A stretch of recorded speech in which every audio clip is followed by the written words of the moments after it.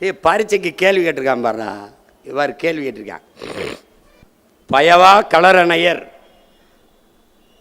உளரெனும் மாத்திரையார், உளர் என்னும் மாத்திரையார் அல்லால் பயவா களரணையர் கல்லாதவருங்குது குறள். கற்றறிந்தர் அவையில் கல்லாதவர் பேசுவது நமது எதற்குமே பயன்படாத கலர் நிலம் போன்றது.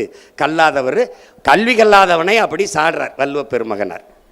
இது பயவா கலர் அணையர் அப்படிங்கிறதுக்கு நீ என்னமா மொழிபெயர்த்து வைக்கிற ஆங்கிலத்தில் எப்படி எழுதுற? ஏ பிரஸ்ட்லெஸ் உமன் லாங்கிங் ஃபார் செக்ஸ் அப்படின்னு போட்டு வச்சிருக்காப்புல. இவன் தான் பெண்ணிய உரிமைக்கு நிற்கிறவன், பெண்ணுக்கு பெருமை போற்றவன் இவன் தான்டா.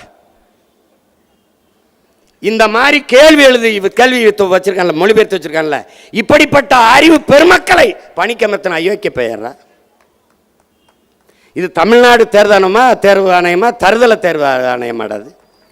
இவன் மேல என்னடா நடவடிக்கை இருக்குது? இப்படி எழுதின தூர போட்டு மறுபடி சரியான முறையில் தேர்வு அப்படியே தான் நடத்துமாடா? மறுபடி நடத்துங்கள் என்பதுதான் நம் பிள்ளைகளுடைய கோரிக்கை. மறுபடியும் நடத்து. இந்த சொராம்பர் காட் ஆஃப் ஹேர் கட்டிங் காடு யாருது? அவன் யாரு?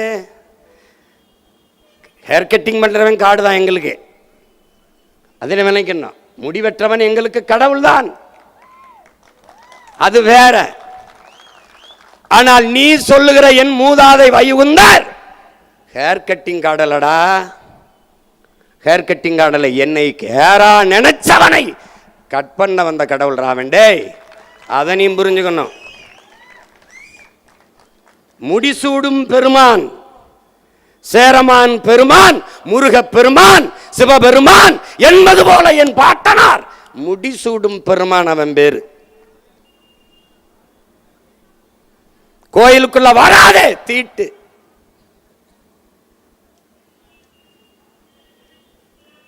அப்ப என்ன சொல்றா? ஒரு எதிர் புரட்சியாளன் கோயிலுக்குள்ள வந்தா நான் தான் தீட்ட. கோயில் எனக்கு தீட்டுற, கோயிலுக்குள்ள நான் வரலடா, கோயில் எனக்கு தீட்டு. கோயிலிலே இருக்கிறது சிலை, ஆனால் நீதான் தெய்வம். அப்ப என்ன செய்யணும்? கண்ணாடிக்கு முன்னாடி நீ நின்று உன்னையே நீ வணங்கு. நீதாண்டா தெய்வம். இதாண்டா வைகுந்தர். நாங்கள் சைவ மரபினர். திருநீரை பட்டையா அப்படி பூசணும். பட்டையா நீ பூசக்கூடாது, நீ தீண்டத்தகாதவன் அழி என்றான். அப்படியா? படுக்க போட்டு என்னடா பட்டையை போடுறது, நிமித்தி போடுறா, நிமிரா என்று எதிர்ப்புரட்சி செஞ்சான். அவன் தான்டா வைகுந்தன். முட்டிக்கு மேலே முட்டிக்கு கீழே வேட்டியை கட்டக்கூடாது. அப்படியா? ஏடா தலைக்கு மேல கட்டுறான்னு கட்டான். அவன் தான்டா வைகுந்தன். எந்த மதம் என்னை தீண்டத்தகாதவன் என்று தள்ளி வைக்கிறதோ அந்த மதம் எனக்கு தீட்டு என்று அன்பு வழி என்று தனி சமயத்தை கண்ட புரட்சியாளன்டா என் பாட்டன் வைகுந்தன். நீ அவனை முடிவெற்ற கடவுள்ங்கிறா. டேய், உங்களுக்கு முடிவு கட்டி தாண்டா அவன் பேரம் போவேன். டே, உங்களுக்கு முடிவு கட்டி தாண்டா அவன் பேரம் போவேன். ஒரு பைத்தியக்கார கூட்டத்துக்கிட்ட சிக்கிக்கிட்டோம்டா நாங்க. பழந்தமிழர் மக்கள் உலகிற்கு அறிவியல், பண்பாடு, நாகரிகம், கலை, இலக்கியம், வேளாண்மை எல்லாவற்றையும் கற்றுக் கொடுத்த இனத்தின் மக்கள் தற்கொலை கூட்டத்துக்கிட்ட சிக்கிக்கிட்டு தவிக்கிறோம்டா. கேள்வியாவது ஒழுங்கா இருக்கா பாரு, கேள்வி கேட்க தெரியல.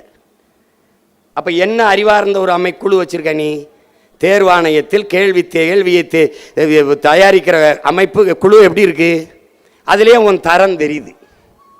இது மட்டும் நினைக்காத. ஒயிட் ஹால், இது வரலாற்றியலில் ஒயிட் ஹால், இதுக்கு இணையான ஒரு சொல்லை இதுக்கு விளக்கம் சொல்லு. ஒயிட் ஹால் அப்படின்னு கேட்குறப்பல அது வெள்ளை மாளிகை அமெரிக்கா, ரஷ்ய மாளிகை, வாஷிங்டன் மாளிகை அப்படியே போட்டுட்டு வந்து கீழே என்ன சொல்கிறான்? பிரிட்டனின் அரசு அலுவலகம் அப்படின்னு போட்டிருக்கான். பிரிட்டனின் அரசு அலுவலகம் ஒயிட் ஹால்னா பிரிட்டனின் அரசு அலுவலகம் அப்படின்னு வச்சுருக்கான். கீழே இன்னொரு வாய்ப்பு கொடுத்துருக்கான், விடை தெரியவில்லை, இதில் எதையாவது ஒன்று சரி எழுதுன்றான், குறிச்சு விடுன்றான். இப்போ பிரிட்டனின் அரசு மாளிகைன்னு குறித்து அவன் மதிப்பிடுறான். ஆனால் உண்மையிலே ஒயிட் ஹால்னா பிரிட்டனின் அரசு மாளிகை இல்லை, அது ஒரு தனியார் நிறுவனத்தின் பேர்.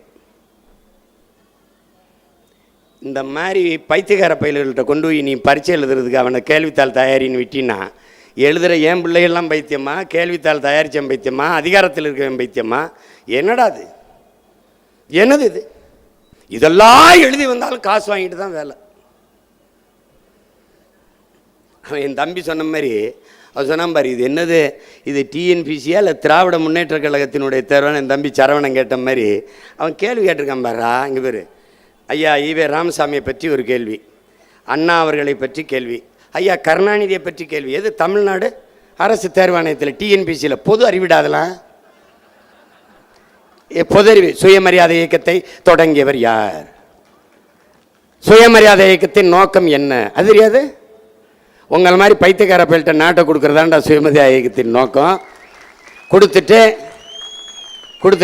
எங்கள் அப்பா வயதை ஒத்தவன்லாம் தம்பி உதயநிதி ஸ்டாலின் காலில் விழுகிறது இல்லடா, அதான்டா சுயமரியாதை.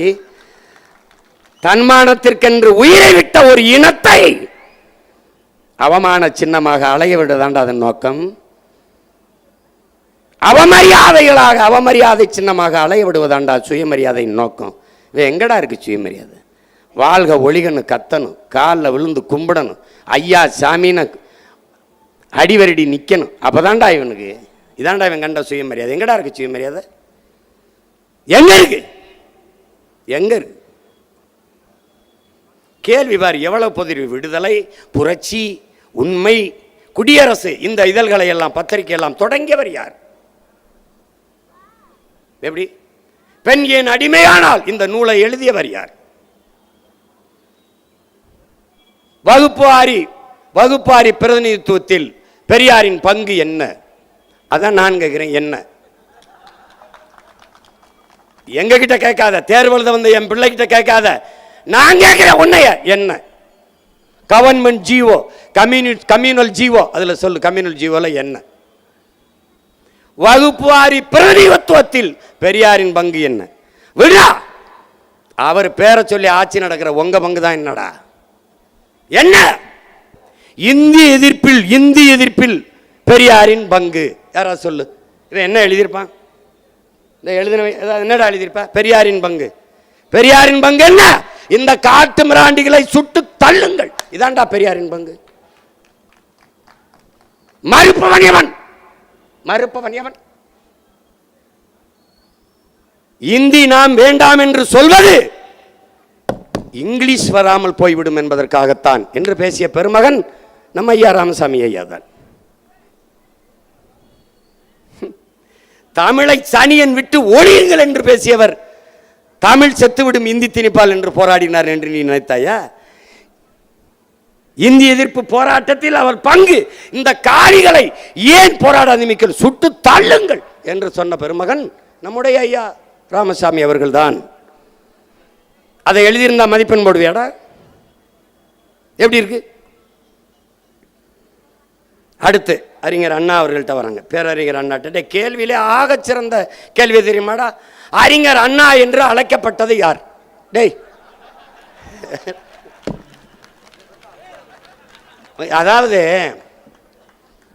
இவங்களை எத்தனை முறைடா கொண்டுட்டு ஜெயிலுக்கு போகிறது? நம்மளால ஒன்றும் அது திராவிட மாடல். அதில் 2.0 தான் ஐயா. இதுவோ ஓஹோன்னு இருக்கு, இதுக்கு மேலே 2.0 வேற. ஐயா ஐயா ஐயா ஐயா விட்டுருங்க ஐயா, ஐயா முடியலையா ஐயா, ஐயா சாமி. இந்த பாஸ்போர்ட்டையும் தர மாட்டேங்கிறாங்க. இல்லை ராவா வேற ஊருக்காவது ஓடி போகலாம். எப்படி பாரு, பேரறிஞர் அண்ணா என்று அழைக்கப்பட்டவர் யார்? யாரா? டே அண்ணா தாண்டா கொன்னா, அவர் தான் அண்ணா. அவர் திராவிட முன்னேற்ற கழகத்தை எப்போது தொடங்கினார்? 1967 முதலமைச்சரான பிறகு அவர் நிறைவேற்றிய திட்டங்கள் என்னென்ன பார்த்துக்க. மெட்ராஸ் பிரசிடென்சிக்கு தமிழ்நாடு என்று பெயர் வைத்தவர் யார்?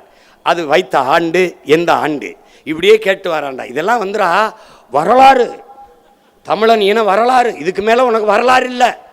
ஆனால் இங்கே இருக்கார் பாருங்க, தமிழ்நாடு தேர்வு ஆணையத்தினுடைய தலைவர். அவர் சொல்லுகிறார், அரசியல் கேள்விகளை கேட்கக்கூடாது என்று சொல்லியிருக்கோம். இது என்ன கேள்வி ஐயா பெருமகனே? இது அறிவியல் கேள்வியா, இல்லை வரலாற்று கேள்வியா, இல்லை புவியியல் கேள்வியா, இயற்பியலா, வேதியியலா, உயிரியலா, மயிரியல். இதுதான் மயிரியல். அது திராவிட மயிரியல். அறிஞர் அண்ணாவுடைய எழுதிய நூல்களிலே எடுத்துக்காட்டு தாழ்ந்த தமிழகமே, சந்திரமோகன். இது எப்படி இருக்கு? சந்திரமோகன். அவர் எழுதிய நாடகங்களில் சிறந்த நாடகம் வேலைக்காரி ஓர் இரவு. சிரிக்காதடா, எழுதின பிள்ளைங்க